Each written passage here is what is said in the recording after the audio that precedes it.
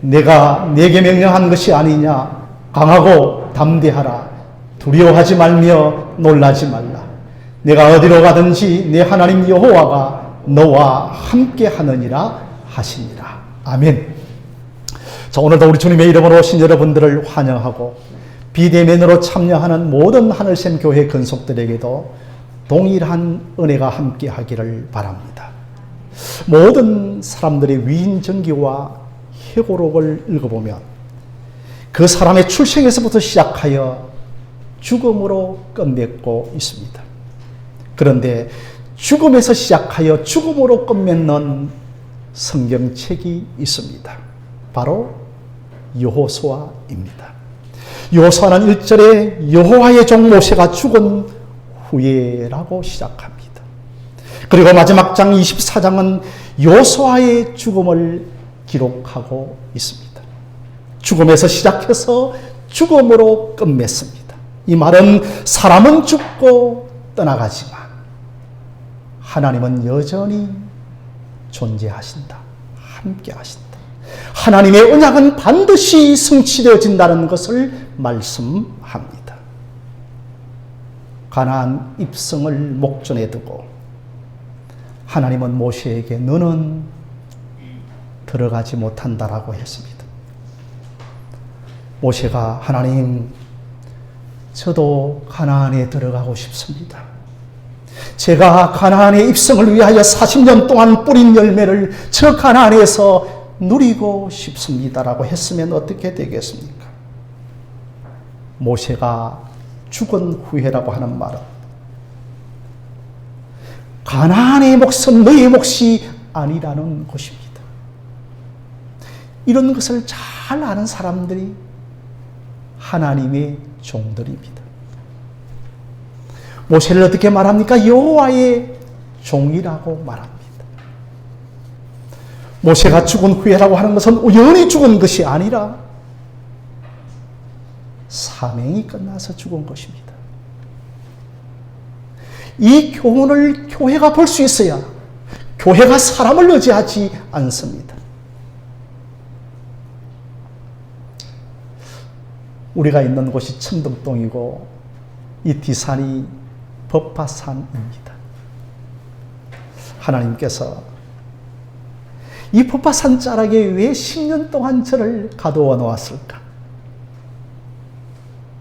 오직 한 가지, 사람 의지하지 말고 하나님 의지하라고 하는 이것 하나 가르쳐 주시는 것 같습니다.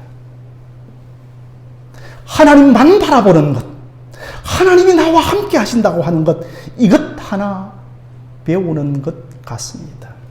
제가 우쭐대면서 이 10년 동안 이곳에서 저는 목회자로서 누구보다도 복음을 정리했습니다. 이렇게 되면 복음마저도 교회 성장의 수단이 되어지고 복음마저도 내가 의지하는 우상이 되고 마는 것입니다. 모세가 죽은 후에라고 하는 말은 하나님의 약속은 사람 때문에 이루어지고 사람 때문에 안 이루어지는 것이 아닌 것입니다. 모세의 죽음으로 모든 것이 끝난 것 같지만 하나님이 함께 계셔서 하나님이 하신다는 것입니다. 성도 여러분, 결국 인간은 의지할 존재가 아닙니다. 인간은 의지할 존재가 아니고 어떤 존재입니까? 사랑해야 할 존재인 줄로 믿습니다. 인간은 죄성을 가지고 있기 때문에 하나님을 의지해야 합니다. 모세의 죽음으로 모든 것이 끝난 것 같지만 하나님은 시대마다 사람을 세워 시대마다 당신의 종들을 세워 당신의 나라를 펼쳐 가십니다.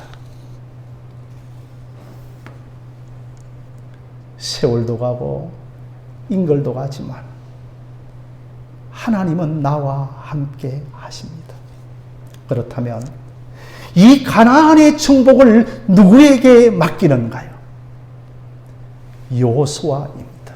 1절에 모세의 수종자 눈의 아들 요수아라고 합니다. 여러분, 수종자는 몸종이라는 것입니다.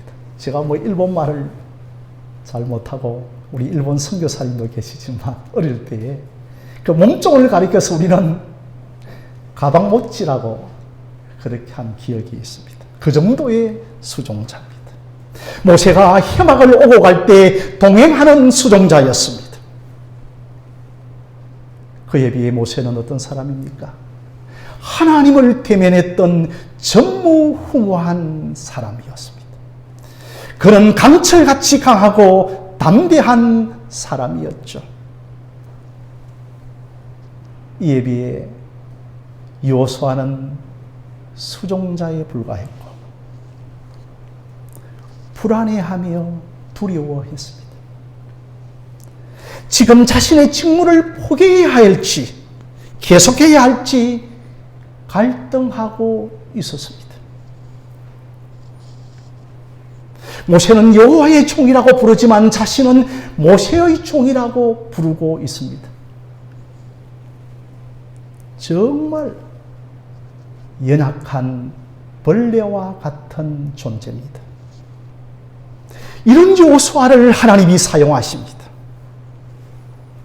이 부족하고 무능한 종도 털 연약과 무능 때문에 쓰러지고 절망하며 낭망합니다. 간혹 교인들 중에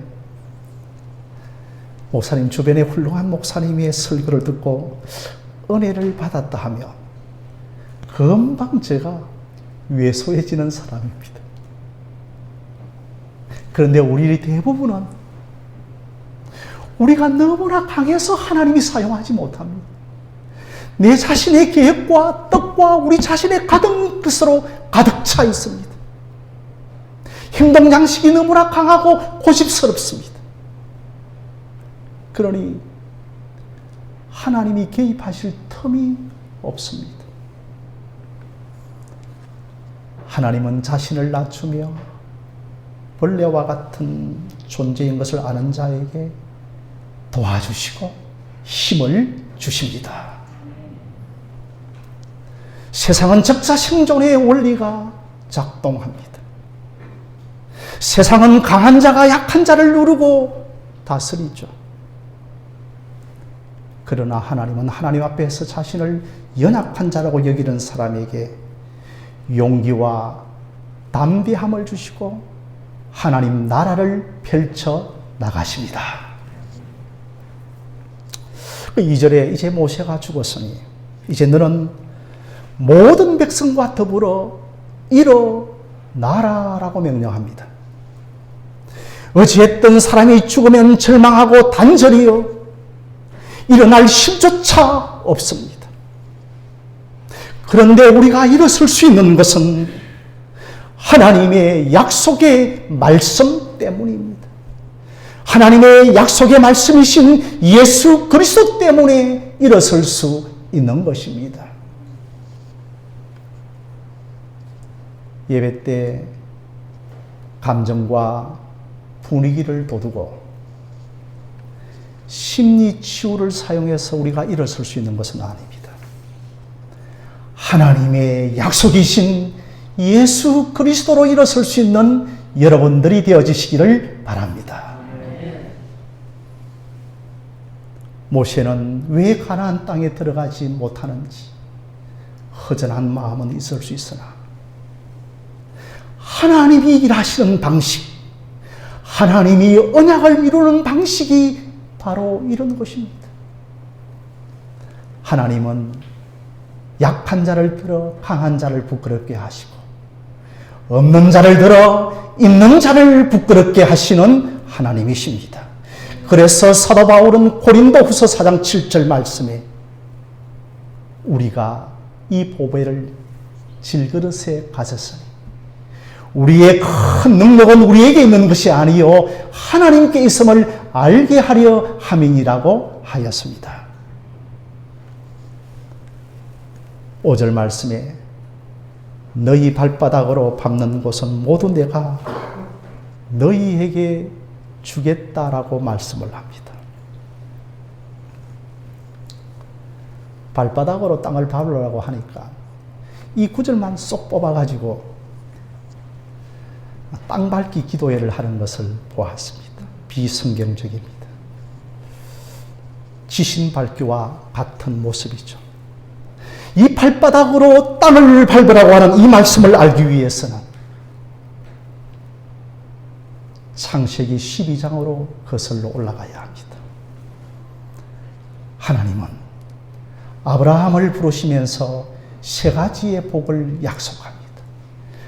땅의 축복, 자손의 축복, 복의 권능으로서의 축복을 약속합니다. 먼저 자손의 축복을 주시는데 애굽에서 400년 만에 200만 명이라고 하는 자손의 복을 주십니다. 그리고 복의 근원으로서의 복을 주시는데 아브라함이 기도하니까 아비멜렉 집안의 여인들에게 태가 열리고 임신을 하는 역사가 일어납니다. 조카 롯이 포로로 잡혀갔는데 집에서 길려온 318명의 용사를 데리고 당시의 최강국이었던 그돌라오멜 군대를 강력하게 무찌르고 있습니다. 이삭이 간 곳곳마다 우물을 파니 우물이 나오게 되어진다고 하는 것은 우리에게 복의 근원으로서의 축복을 주셨다는 것입니다. 물론 창세기 3장 15절에 여자의 후손으로서 예수 그리스도가 와야 진정한 복의 근원이 성취가 되어집니다. 바로 창세기 12장에서 이제 한 가지 남은 축복, 가나안 땅에 들어가서 땅의 축복을 주시겠다는 것입니다. 그 약속을 하나님이 이제 다 이루어 놓았다. 이것을 근거해서 너희들은 땅을 밟고 지나가라라고 말씀을 하는 것이죠. 그래서 우리는 땅을 밟으라고 하는 이 말씀을 대할 때마다 수백 년의 시간도 하나님의 약속을 막지 못하고 하나님의 언약은 성실하게 이행되어진다는 것을 배울 수가 있는 것입니다. 저는 참 발바닥이라고 하는 이 표현이 특이하고 좋았습니다. 여호와가 함께 하시는 발바닥. 지금까지 우리가 사업을 하고 공부를 해도 하나님이 함께 하시는 발바닥이었습니까? 기업을 하고 직장을 다녀도 하나님이 함께 하시는 발바닥이 되어지기를 바랍니다. 발바닥으로 밟으라고 하는 것은 조심조심 돌다리를 두드리면서 건너가는 것이 아니라 쿵쿵하면서 이미 정복해 놓은 하나님을 신뢰하면서 담대하게 그 걸음을 걸어가라는 것입니다.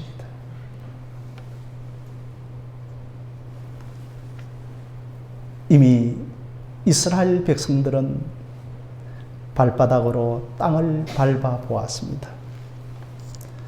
모세가 지팡이를 내리치자 홍해가 갈라졌습니다.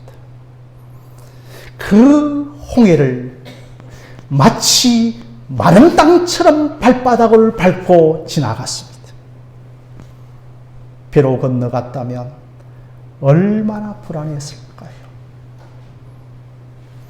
그 바다의 바닥을 밟고 가게 하신 것입니다. 그리고 나중에 가나안에 들어가서 요단강을 또한 발바닥을 밟고 지나갑니다. 2023년을 맞이한 우리에게 인적인 장애도 있고 물적인 장애도 있습니다. 재물이 없어서 당하는 장애도 있습니다. 여러분, 이스라엘 백성들은 군인이라기 하기보다는 거의 피난민 수준입니다. 이들이 전쟁하는 사람들이 아닙니다. 그런데 어떻게 밟고 가는지 답이 주어져 있죠. 5절에 내가 모세와 함께 있었던 것 같이 너와 함께 있을 것이라고 하였습니다. 이스라엘은 아무것도 가진 것이 없습니다. 이스라엘은 하나님이 함께 하시겠다는 이 약속밖에 가진 것이 없습니다. 이 목사에게도 가진 것이 아무것도 없습니다. 하나님이 함께 하시겠다고 하는 이 약속밖에 없습니다. 여러분들도 가진 것이 아무것도 없습니다. 하나님이 함께 하시겠다고 하는 이 약속밖에 없는 줄로 믿습니다. 하나님은 무기와 전술과 전략으로 힘을 주시겠다는 거 약속하지 않습니다. 내가 함께한다. 이것만 약속합니다. 하나님이 함께 하시니 발버니 길이 열리더라는 것입니다. 성경 어디를 보더라도 하나님이 여기저기에 구체적으로 무엇을 하라고 지시하지 않고 딱 한 가지 말씀, 내가 너와 함께 한다라고 말씀을 하십니다. 내가 함께 한다라고 하는 이 말씀이 막연한 이야기 같더라도 그 함께 한다고 하는 말씀 안에 모든 답이 있는 줄로 믿습니다.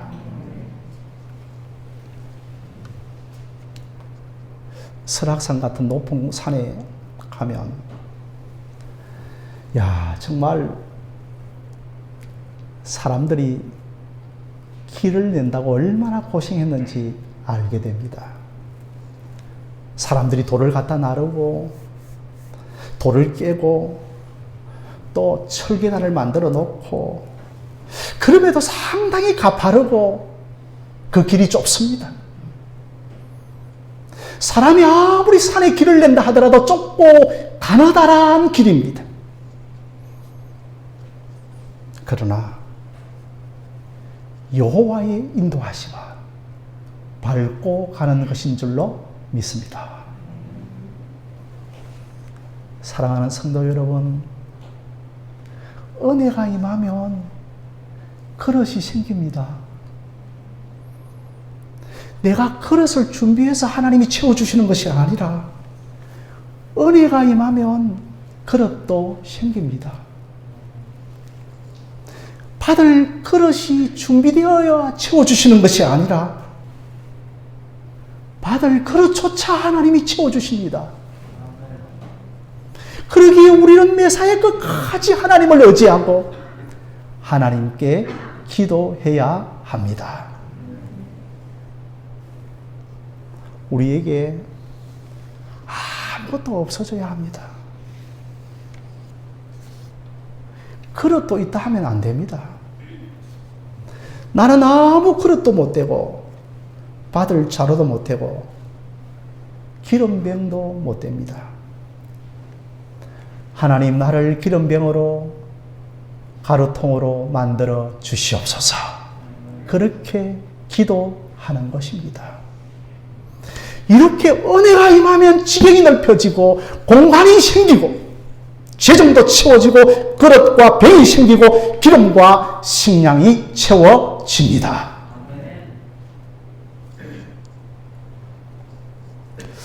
그런데 한 가지 더 말씀을 하십니다. 강하고 담대하라고 말씀을 합니다.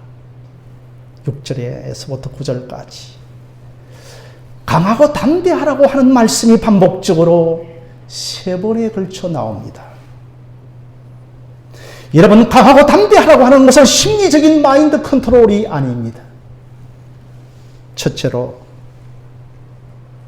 하나님과 관계에서의 강하고 담대하라는 것입니다. 하나님을 신뢰하는 데 있어서 강하고 담대하라는 것입니다. 하나님을 신뢰하는 데 많은 방해가 있고 의심이 있습니다. 만약에 성도 여러분, 강하고 담대하기 위해서 심리적인 마인드 컨트롤을 사용한다라고 해보십시다. 강하고 담대하라, 강하고 담대하라고 반복적으로 외치며 자기 세뇌와 자기 최면을 건다고 하십시다. 그런데 그랬던 마음이 곧 식어집니다. 어려운 상황에 직면을 하게 되어지면 이내에 무너집니다. 하나님이 말씀하신 것까지도 의문을 제기합니다. 저 말씀은 나에게 해당되어지지 아니하고 특별한 사람들에게만 해당된다라고 생각을 합니다. 여러분, 기독교는 신념 차원이 아니고 마음먹기에 달려있는 이방 종교의 차원이 아닙니다. 한때 한국 교회에 꿈과 긍정적 사고방식이 많이 유행을 하였습니다. 꿈을 가지십시오. 긍정적인 사고방식을 가지라고 요구했습니다. 물론 복음에는 긍정적인 요소가 있습니다. 우리 신앙의 대상인 하나님과 인격적인 교감 속에서 긍정적인 믿음이 생기는 것이지 긍정적인 힘이나 마인드 컨트롤을 빌리라고 한 것은 아닌 것입니다. 강하고 담대하라고 하는 것은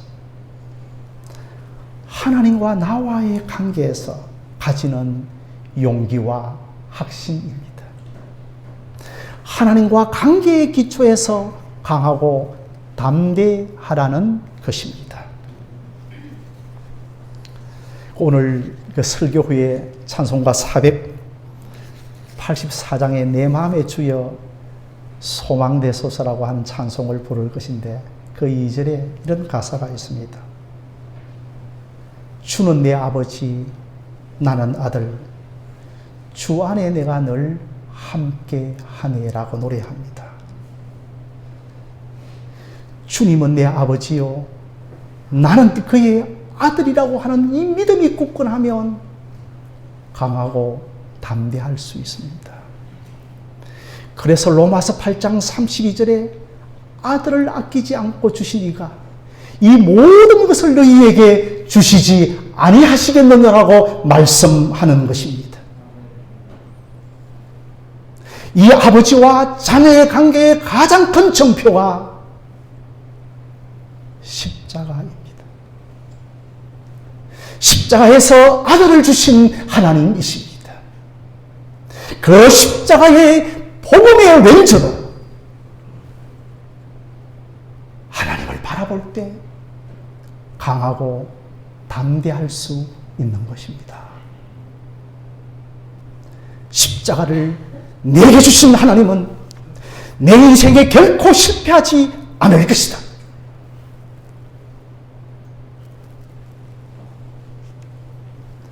그분을 누구이며 그분이 어떠하심을 알아가는데 소리하지 말고 게으리하지 말고 알아가는 일에 강하고 담대하시기를 바랍니다. 예수님도 하나님과 관계에서 강하고 담대했습니다. 겟세마네 동산에서 하나님의 아들이신 그분은 아버지여 할만하시거든 이 잔을 내게서 옮기시옵소서라고 했습니다. 자신과 아버지 사이에 세상 죄를 놓고 생각하니 답답하였습니다. 그래서 아버지여 인류를 구원할 다른 방법이 없습니까? 라고 물으셨습니다. 그러나 결국 예수님은 자신을 낮추시고 자신을 하나님께 맡기셨습니다. 아버지의 길은 언제나 옳았습니다. 아버지는 내게 언제나 선하셨습니다.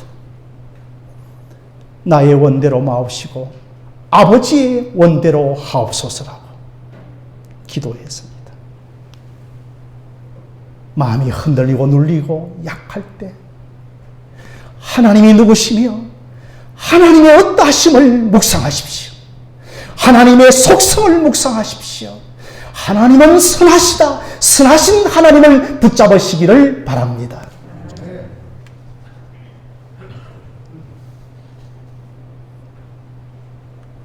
6절에 강하고 담대하라. 내 조상에게 주리라고 한 땅을 차지하리라고 하였습니다. 너 스스로 용기를 가지라고 하는 것이 아니라 항상 함께 하시는 하나님, 약속한 것을 이루시는 하나님을 신뢰함으로 강하고 담대하라는 것입니다. 심리적인 다짐을 맹하는 것이 아니라 항상 함께 하시겠다고 하는 하나님을 신뢰하는 데 있어서 강하고 담대하라는 것입니다. 하나님과의 관계를 가로막는 원수마귀에 참소해서 강하고 담대하시기를 바랍니다. 하나님을 신뢰하지 못하게 하는 유혹과 시험 앞에 강하고 담대하시기를 바랍니다. 둘째로 말씀을 지키는 데 있어서 강하고 담대하라는 것입니다. 7절에 오직 강하고 담대하여 모세가 네게 맹한 그 율법을 다 지켜 행하라. 그러면 어디로 가든지 형통하리라고 하십니다. 강하고 담대함을 무엇과 연결시키고 있습니까? 말씀을 지키는 것에 있어서 강하고 담대하라는 것입니다. 보통 전쟁과 대적들 앞에서 강하고 담대하라고 하는데, 얘들아, 그것은 하나님이 하실 일이다. 너는 말씀을 지키는 데 있어서 강하고 담대하라고 말을 합니다.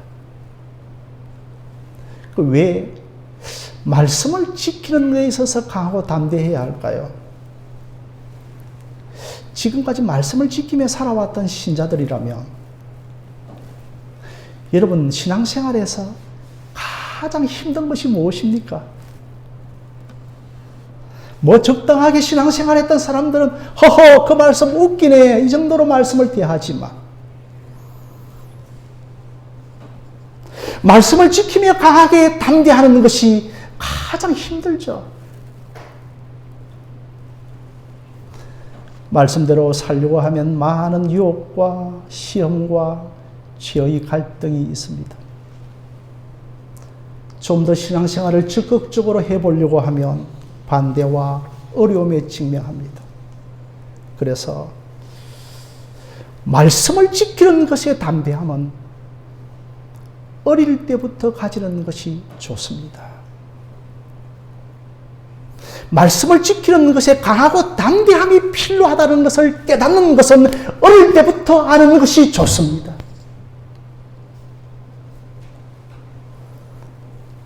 하나님은 여호수아에게 너희들의 앞날은 보장된 미래가 펼쳐져 있다라고 말씀을 하십니다. 너희들의 앞날은 밝은 미래라고 말씀을 하십니다.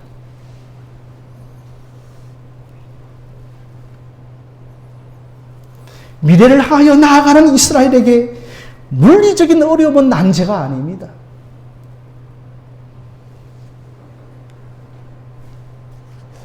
이들은 전쟁에 나가지 않습니다. 여리고 성은 이중성벽입니다. 창을 던져도 그 성에 닿지도 않습니다. 그럼에도 이것은 그들의 전쟁이 아닙니다. 전쟁은 여호와께 속한 것입니다. 진짜로 우리에게 필요한 것은 하나님을 신뢰하는 데 강하고 담대한 것이요, 말씀을 지키는 것에 있어서 강하고 담대하시기를 바랍니다. 이것을 잘해야 됩니다. 이것을 잘못함으로 복된 미래가 펼쳐져 있는데 누리지 못하는 성도들이 있습니다. 대표적인 사람이 아간입니다. 아간은 말씀을 지키는 데 있어서 담대하지 못해 전리품의 일부를 챙겼습니다. 그래서 그 주리라고 한 땅을 아간은 누리지를 못하는 것이죠. 여호수아는 이 두 가지의 측면을 말한 다음에 성령을 의지해서 확신 있게 7절과 8절의 말씀을 합니다. 7절을 제가 읽고 8절을 여러분들께서 읽습니다. 7절에 어디로 가든지 형통하리니. 8절 말씀 우리 한번 함께 읽어보도록 하겠습니다. 시작. 이 율법책을 내 입에서 떠나지 말게 하여 주야로 그것을 묵상하여 그 안에 기록된 대로 다 지켜 행하라. 그리하면 내 길이 평탄하게 될 것이며 내가 형통하게 되리라. 이스라엘 백성들의 미래는 밝습니다.